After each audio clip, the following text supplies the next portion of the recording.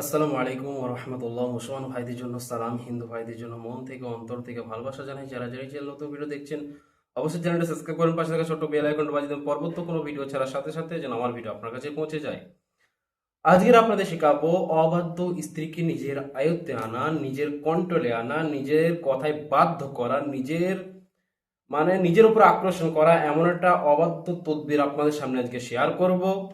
যেসব যুবক ভাইদের স্ত্রী আপনার নিজের সন্দেহ হয় আপনার স্ত্রী গোপনে গোপনে অন্য জায়গায় ফোন করে, অন্য জায়গায় সম্পর্ক করে, অন্য জায়গায় প্রক্রিয়া করে, যেটা বলে পরকিয়া, সেইভাবে যদি আপনার সন্দেহ হয়ে থাকে, যদি আপনার কথার অবাধ্য চলে, আপনি তখনই একটা ভাই কখন সন্দেহ করে তার স্ত্রী তার নিজের কথার অবাধ্য যখন চলে, দেখবে তখনই সন্দেহটা হয়ে যায়।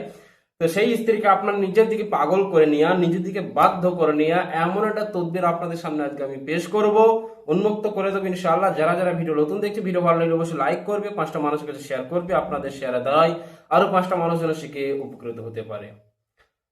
আর এই তদবিরটা করার জন্য একটা দেশি মুরগির ডিম দরকার। দেশি মুরগির ডিম আপনাকে সংগ্রহ করতে হবে। তারপরে তদবিরটা আপনি কোন দিন লিখবেন, তদবিরটা আপনারা অঙ্কন করবেন বুধবারের দিন অথবা শুক্রবারের দিন অঙ্কন করবে, 2টা দিনের মধ্যে অঙ্কন করবে, অসুবিধা হবে না। শুক্রবার অথবা বুধবারের দিন সকালবেলায় 10টার সময় অথবা রাত্রিতে এসা নামাজের পর অঙ্কন করবেন। এমন একটা তদবির আপনাদের সাথে শেয়ার করব। দেশি মুরগির ডিম লাগবে, তদবির অঙ্কন করার পর নিচে নাম লাগবে, যে কার সাথে কার ভিটি আপনি নামটা দেবেন, আপনার শাশুড়ির এবং আপনার স্ত্রীর, তারপর আপনার বাপের।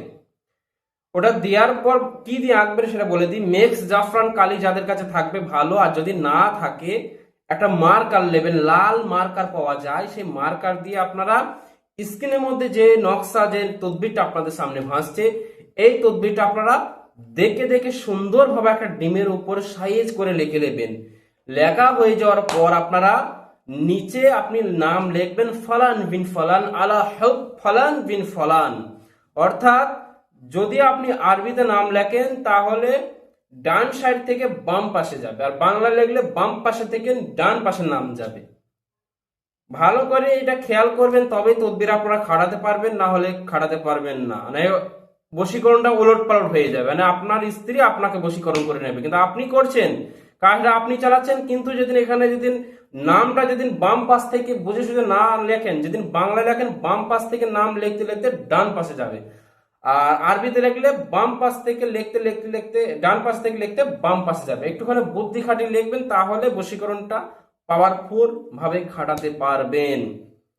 সবাইকে এজাজত পারমিশন মন থেকে দিয়ে দিলাম, যারা এরকম সমস্যায় পড়েছেন, নিজের স্ত্রী কথা শুনছেন না, ইনশাআল্লাহ আল্লাহ যদি আপনার উপর রহম করে, আল্লাহ যেদিন আপনার উপর করুণা করে, আমরা কিছুই নয়, আল্লাহ পাক যেদিন চাই, ইনশাআল্লাহ এই তদবির মধ্যে আপনার ফাইসালা উঠাতে পারবেন। আপনার স্ত্রী আপনার দিকে পাগল মতন বশীকরণ থাকবে, আপনার কথাই উঠবস করবে ইনশাআল্লাহ। আজকে ভিডিও আর বেশি বড় করলাম না। যারা ক্লাসে ভর্তি হতে চান সমস্ত রকম ক্লাসের বিদ্যা আপনারা পেয়ে যাবেন, আর যারা কিতাব নিতে চান সমস্ত রকম কিতাব আপনারা পেয়ে যাবেন, ডাইরেক্ট অর্ডার নিতে পারবেন এবং বাড়িতে এসে নিতে পারবেন, পিডিএফও পেয়ে যাবেন। সবার জন্য দোয়া রইল, সবাই ভালো থাকবেন, সুস্থ থাকবেন। আল্লাহ হাফেজ। আসসালামু আলাইকুম ওয়া রাহমাতুল্লাহি ওয়া বারাকাতুহু।